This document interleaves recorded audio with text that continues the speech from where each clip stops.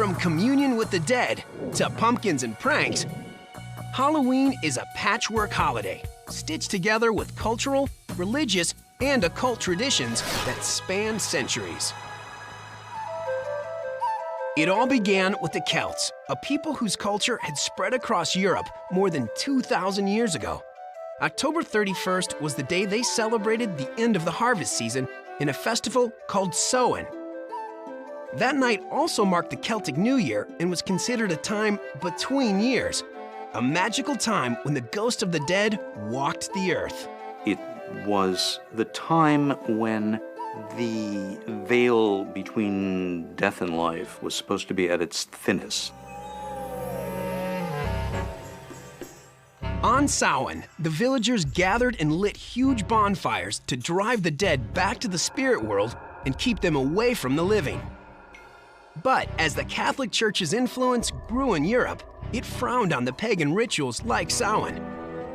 In the 7th century, the Vatican began to merge it with a church-sanctioned holiday. So November 1st was designated All Saints' Day to honor martyrs and the deceased faithful.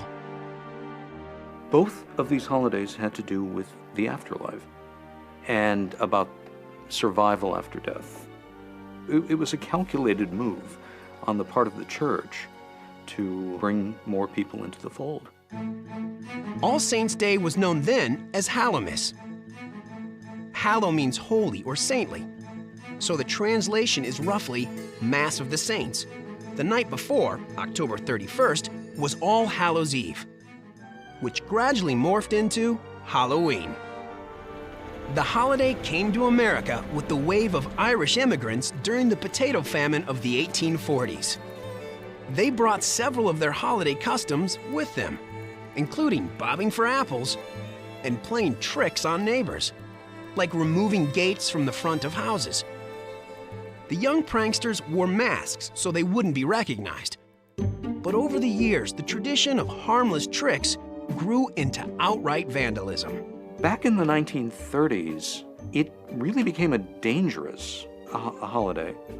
I mean, there was such hooliganism and vandalism. Trick-or-treating was originally an extortion deal.